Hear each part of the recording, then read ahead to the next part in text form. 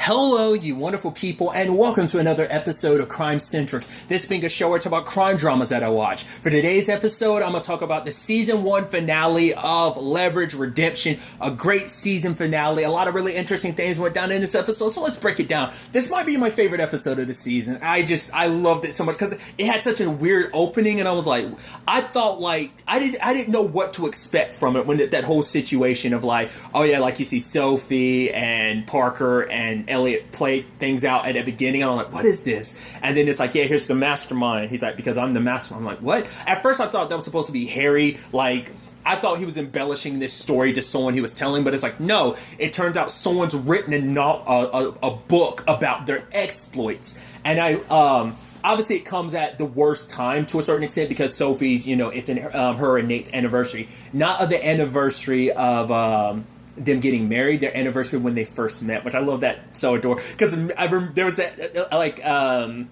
the episode where Sophie was getting pissed at Nate because he didn't remember some of the details about one of their jobs, like some of the times they met and stuff like that. It's like, oh, remember this? It's like, no, you got that wrong, and she was severely pissed at him for a lot of the episode for it. It kind of reminded me of that. I also love Parker being like, yeah, the anniversaries are always the toughest. She's like, yeah, like it was like that anniversary of like the 7th time I pushed Hardison off a building. It's hard to kind of celebrate that alone. But obviously, like the entire team is trying to be there for her during this time. But she's like, I don't need anyone. Elliot cooks her like all her favorite vegan dishes, and he's like, what? No, like I know.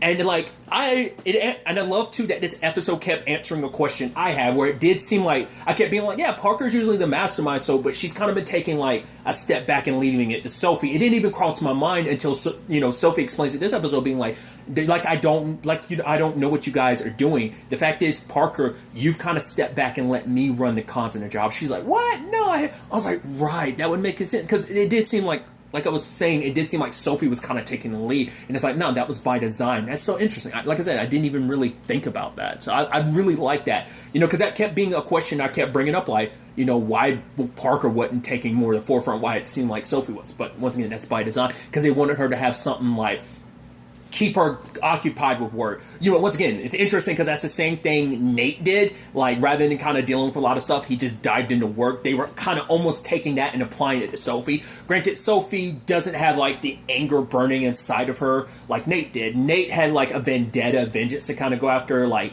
it wasn't something, like, the way he lost Sam isn't the same way Sophie lost Nate. But I think it's also because of the way Nate died. I think that probably makes you kind of go like, right, like you burn that hot for too long, you're eventually going to burn out.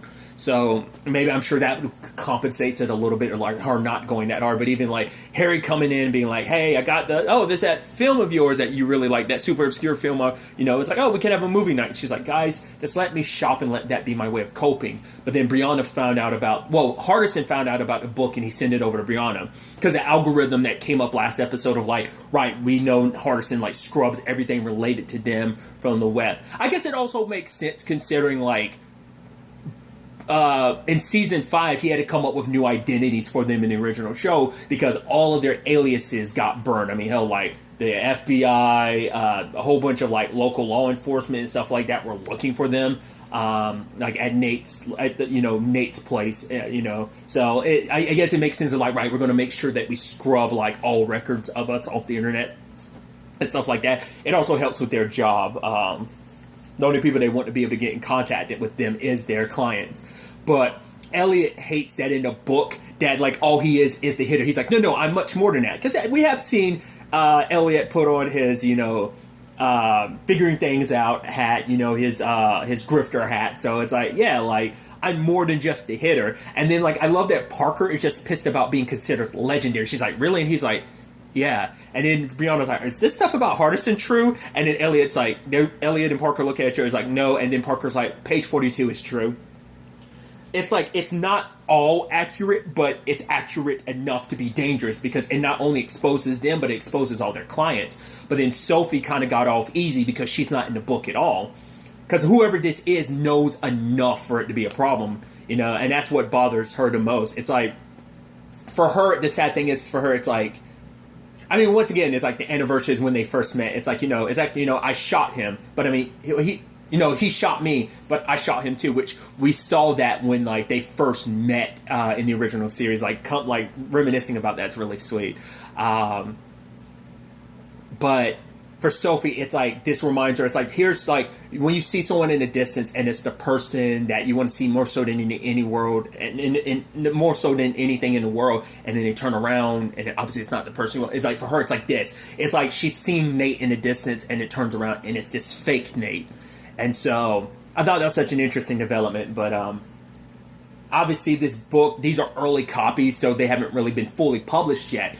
But they come up with the decision of like, right, we got to take this fake Nate down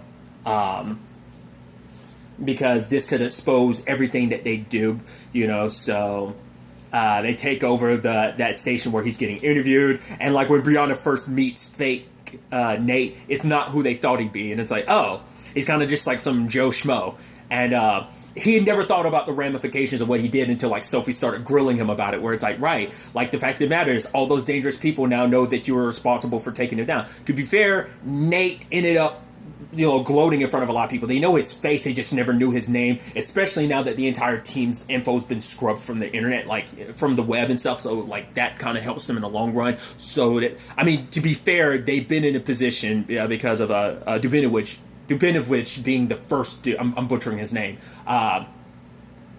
Dubinovich being the first person to ever strike back at them, so that being a whole, so I think that probably like led to that even more of like, right, like our own identities being burned and everything. So that I'm sure that probably like led to, right, we got to screw up the internet of us. So like none of the bad guys we ever put away ever get an opportunity to strike back at us. I'm sure that kind of leans into that, but he had never really thought about it before. Then Parker plays a role to scare, because I love that Brianna like brings up the fact is like, right, he references the Serbia job with the adoption agency, but he got it wrong, the location. But like Brianna would correct him because like she's heard these stories, so she knows them like the back of her hand as well.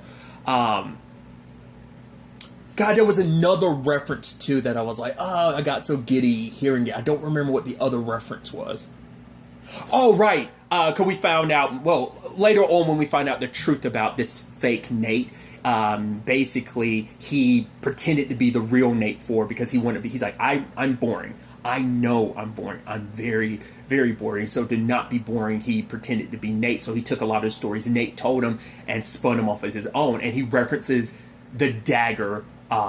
It's the episode in season 3 where everyone has their own story about how they stole the dagger, but then Nate's the one that revealed everything about like the truth of that night 5 years ago. 5 years ago at that time, I thought, which probably is like one of my favorite episodes from the original series. That's one episode. It's one of those episodes that definitely sticks out. Like I remember that episode. I thought it was later than what it was. I thought like it might have been a season 4 episode. I didn't realize it was a season 3 episode. But regardless, he was referencing that to impress like someone on a date. But like, sadly, obviously he was going to cancel his book and everything the moment like Elliot scared him by pretending to be a prisoner that just got out after being in prison for 10 years. It's like, yeah, planning and stuff like that, which I'm like, oh, that's interesting because like I guess to a certain extent you can make the argument that this, as I mentioned him earlier, it's kind of a Dubinovich situation as well. So like it almost seemed like he was pulling from that. Granted, he was acting more like a crazed convict and like, but it's almost pulled from that to a certain extent. But talking to Harry and everything like made him almost decide not to go through with the book. But before he could even do anything, he ultimately, him and Harry end up getting kidnapped by that Navid dude who ends up actually being a king, former king, because basically he's trying to raise a coup in his own country. And basically this is about stealing a scarab back from his ex-wife, which we never really went into it too much, but there's a whole back and forth between them because he's like, right, I tried to kill her. Well, she tried to kill me. I blew up her car. So we just didn't really go too much into that. I don't know how much of that was like really true and how much of it was like complete and utter BS, but he kidnapped the Mastermind, because he thought like, hey, I've read the exploits from your story and I know how much of a good thief you are, so I need you to steal this for me. And I love that, honestly, our fake Nate actually has some sense of honor, because he was like, all right, you need to at least let that glory go. If you're going to do anything, do it to me, like threaten me, but I actually have nothing to do with that guy. He's like, but he's like, honestly, the tremble in your voice, the actual fear, the look in your eyes, I almost would believe you if I hadn't read your book. I'm like, the irony behind all of that. So, but Sophie and the team shows up, and he's just like, wait, oh my God, you're the hitter, and you're the hacker, you're the crew. Wait, I thought you were a guy. And he kind of knows everyone, but he doesn't know Sophie, which Sophie was so pissed about. First and foremost, it's like, really, seriously? And Elliot's like, don't let it get to you. Because there was still that back and forth between Elliot, where he was just kind of like, the fact of the matter is, I do more than just be a hitter. And Parker's like, yeah, the whole legendary, really? Like, do I want to strike fear in people's names anytime they say my name or something like that? And Elliot's like, what? Why are you getting so bent out of shape for that? Especially because earlier in this season, it's like, Brianna's like, oh, how do you do what you do? She's like, I'm Parker. It's like, you take some noticing that because your name holds weight, but it's like, I guess being considered a legendary thief, I guess she doesn't like being heralded in such high regard, because I think it makes her feel like, oh, I'm the top. Like, I guess I don't know. I don't understand. Actually, I don't understand. Parker's just weird. We'll just leave it at that. I think that's all you ever need. Parker, why are you? Oh, Parker's Parker. Let's leave it at that. But yeah, he knows everyone on the team except for Sophie. And it turns out he's like, I'm an accountant. And I love Elliot being like, no, I've met the accountant. And it's like, no, not the accountant, an accountant. I worked for IYS. I'm like, yo! It's like, wait, you worked for Nate's old job? And it's like, oh, the insurance company? He's like, yeah. He was like, I was an accountant. And he's like, that's actually how, like, Nate, like, we're actually the backbone of it. Like, all the, like, investigators get all the credit, but we're the ones that, like, end up being the ones who find the information about things kind of being wrong. So they're the ones that kind of point the investigators in the right place. So they kind of never got any respect except for Nate. Nate's the only one that came downstairs and talked to the crew and everything and got to know people. He's like, yeah, Nate, he was a very caring and kind person. And they're looking like, wait, are we talking about the same Nate Ford? It's like, no, the man who had a burning rage inside of him would talk slowly to you like you were an idiot or something. And I love that whole thing. It's like, no, like he was actually very like, he was actually going to help me find my superpower. But then he ended up quitting IYS before we found out what my superpower was. Because he's like, yeah, everyone has a superpower in them. And that's just like the most frustrating thing for Sophie, because it's like, wait, the Nate Ford? But I guess it's like, to be fair, they've met Nate after he lost Sam, sent him spiraling a little bit. So he wasn't the man he used to be, because we never had too many opportunities to meet the Nate before. That story about the dagger is the only thing. That whole thing is probably the closest we ever got to meeting Nate before the whole Sam thing. But maybe it's also showing you like how different he was in the field as well as who he was outside of it. But we also saw even in that case with the home dude, I forgot his name. He's the one that everyone had like a terrifying story of like how incredibly like scary he was, but he was actually kind of a really nice guy. The dude that Nate like worked with in that particular case. So like, that showed you like, right, like the behind the scenes people, like I guess that was even showcasing then that like he always kind of showed them respect and never kind of looked down upon them. So, but it's just interesting to know that that's where this all spiraled from, because that was a big question of like, how does this guy know so much about Nate? But even then it's like, right, but we formed this team like after Nate had already quit IYS, so how do you know? It's like some years later he ended up running into Nate at like a bar and they caught up and he, I guess, told everything. But then it's like frustrating because it's like, wait, that means he didn't mention anything about Sophie, which is like the heartbreaking thing.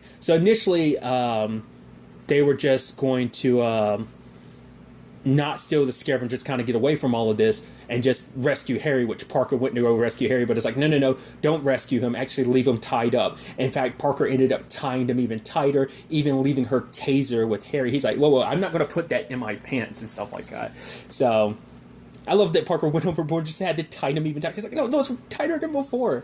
But because if they found out what he was going to do, sell the scarab and basically pay for a coup, because Elliot had been a part of what he was like, you only need about 80 million, but you need 150 to kind of be your safety net. So he'd be in a good enough position because that scarab would be worth about 200 mil. So they actually they plan a whole heist around it. And obviously, he has to, our fake Nate has to take part in it, because if he doesn't, like, Naveed might be watching, so they need to kind of keep up that ruse. And obviously, Sophie's kind of giving him pointers, or like, because he is an amateur, there's no point of you trying to like grift this up. It's like, no, just be yourself. Because you are an amateur at this, you need to just kind of be something a little closer to home. So you're just going to be playing an accountant because you are an accountant. And he's like, oh, they must be teaching you the ropes. She's like, whoa, really? You have no idea who I am. I'm Sophie. Like, I'm Sophie Devereaux. Like, I was his partner in crime. I was his wife, and you know nothing about me. And it's like, he's like, I have no idea why Nate didn't mention anything. And obviously it's the most frustrating thing for Sophie too, because she doesn't even have Nate to get mad at right now. It's like, right, there's stories about everyone else in the book. Even be like, oh my God, is this Parker? Like, he's tripping about meeting the entire squad. I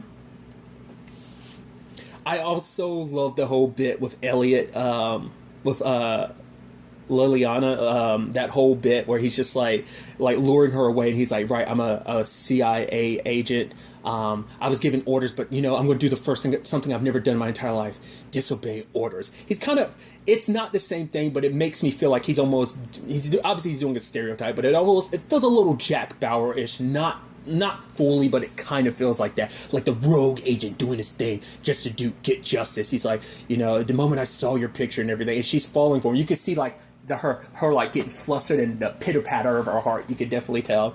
I wonder, was that guy like actual just regular security? Because it's like, oh, he has a knife, or did Elliot just like pull that out and plant that on him? Like, oh yeah, this guy had a knife. And she's like, and once again, it's also Elliot showcasing, it's like, yeah, like I'm not just like a hitter. I could do a lot more. Like, look the way I got her swooned and believing like this whole lie I've concocted. So to get everyone in one spot, Parker with the balloons. I was wondering, like, what she's doing with the balloon. I was like, right, the case has helium in it. And it's like, I didn't know that. I wasn't sure still what they were going to do with it. But it's like, okay, the helium from the balloon gives her enough of a buffer window to, when the helium does escape, it, there's enough in there to compensate for that, so she'll be able to grab it and within a couple seconds and close the case again without there being an issue setting off alarms or anything.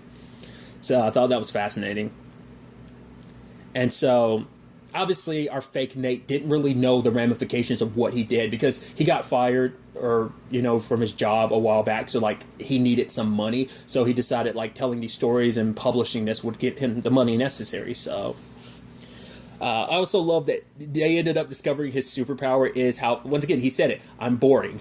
Very, very boring. I know that about myself, and that is kind of his superpower that ends up ultimately working out in their favor. Like, when they need to distract security, like Brianna lowers the temperature, the napping temperature, like after eating lunch or whatever, and this, the type of temperature that will hit you after you've eaten lunch, and he kind of goes on, and they all start falling asleep. And partly like even, oh, like, Sophie kind of does a whole yawning thing too. I love that. That's so good, because it's starting to even affect.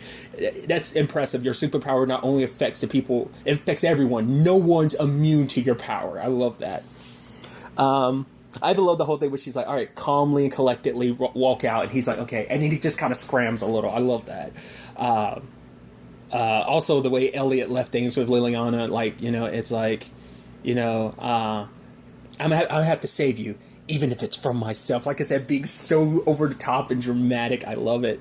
Even a little moment with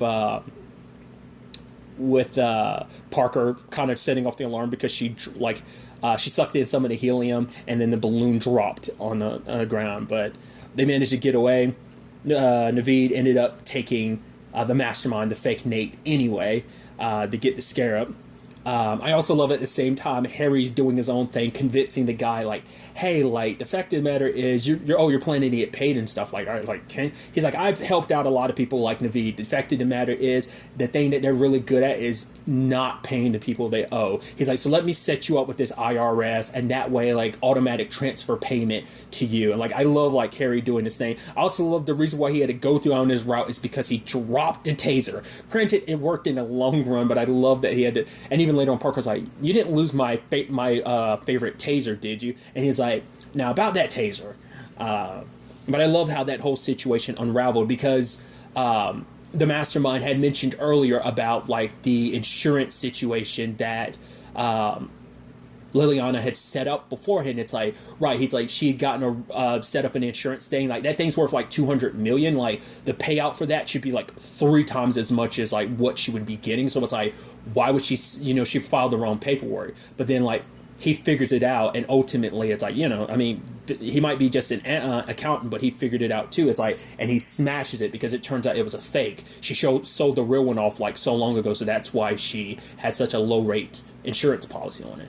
But also, like Sophie revealed herself before all that, and he's like, you weren't in the book, and she's just so flabbergasted. But then like he figures it out. It's like, because she's my co-mastermind, and it's like, she's the most important person to me in the world. Like, why would I include her secrets in the book? And now explains like why. Because she meant so much to Nate. It's like, right, her secrets and everything about her, I'm not going to mention the most important person in the world. I'm going to keep that being my little secret, So that's why Sophie was in it. I thought that was a sweet reason, and especially, it meant a lot for Sophie to be like, right, I meant so much to him. That's why he did when he wanted to keep my secrets. I figured it had to be something like that, like the reason why he would go out of his way and not mention Sophie. I mean, you married the woman and everything, because this was like after they had to have gotten, I mean, this might have been during the time he was with Team Leverage, but I would assume it was like after he'd already quit, but maybe I'm wrong.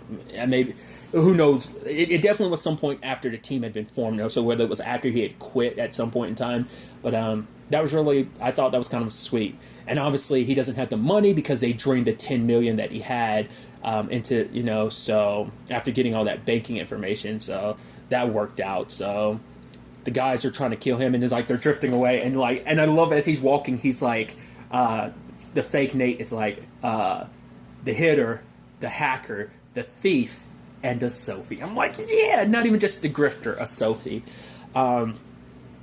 But I think, like, obviously, for him, he didn't know that things were going to turn out this way, and he kind of apologizes, like, to the pain that not just everyone else involved, but even Sophie. But Sophie was like, no, I actually have to thank you, because it was like I was working with Nate Ford for one more job. And I was like, oh, that's so sweet. I love that. I thought that was like a sweet way to end this whole situation, but also like being, like even and to a certain extent, to a small extent, it almost felt like it too.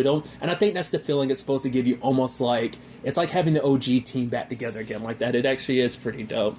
And Sophie getting him to sign her copy because like obviously the book got canceled, but because all the other like teams heard about his superpowers, like all the other leverage teams are offering him a job and everything, and it's like, so like I think this ain't the last time we'll see it. Well, we learned his name is Milton. Like this, I doubt this will be the last time we see him. I hope he does become like a Hurley, where like because Hurley ended up popping up later on in this show. That was a season 4 episode, I believe. Yes, a season 4 episode. So I was wondering if it had something to, so I was like, because the show doesn't have too many recurring characters. I think Sterling and Maggie would be the one after that, but Sterling's like the number one recurring character in this universe. So, but like I said, after that it'd probably be Maggie. But I guess the argument could be Tara, because she was with the team for a couple episodes, and then she pops up again in season 4. So I guess that's her and Maggie might be a little tied. And then she comes before Maggie, but also like says she was part of the team, so it kind of doesn't count her appearances, but it kind of does. It's a whole thing, So regardless, I thought it was kind of a nice way to kind of wrap up the season. And I think it makes the whole, because obviously it's been a through line throughout this entire thing was like, Nate. Because the entire team took offense to it, because it's not just their representation. It's like someone going around pretending to be Nate Ford. They're Nate. It's like, nah, no one does that, And so, but, that be kind of where we started the season off, and kind of like that kind of having like, I'm not saying that this is going to be the end all be all, but at the very least, it kind of puts a little nice bow on like the story of Nathan Ford to an extent. Like I'm sure there could be more references and more stuff going forward, because you just don't forget that he was a very impactful part of everyone's life. Obviously, Sophie's the most, but still, he was part of this family that they had, and so I don't think that's ever going to be forgotten. But I think on some level, it is kind of putting a nice little bow on it on the end here. But I love the whole thing with Milton drinking that, and he's just kind of like, oh, it burns, and she's like, no, just drink it in one go, and that just makes it worse. So like I said, probably my favorite episode of the season. I've really enjoyed all of the season, but this episode in particular, I think it I don't know, I just something about the fake Nate, Milton, and everything just really got me. So I think this might be my favorite episode.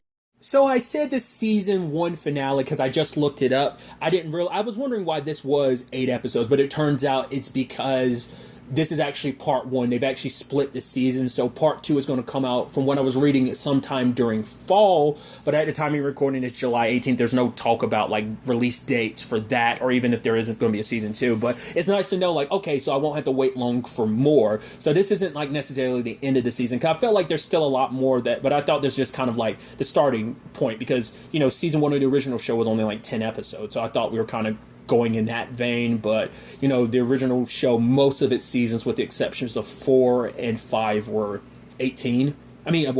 16, because season 4 was 18 and season 5 was 15. So that's what I was wondering. So I probably won't even label this as the season finale. I'll probably just put it up as like episode 8. So because it's not really the season 1 finale. So still, I'm excited to see what the rest of the season, part 2 of the season, has in store for us. Because like I said, there's still a lot. Once again, I don't know. Once again, I haven't read a lot, so I don't know if there's information about, are there going to be any recurring characters from the original show that really pop up.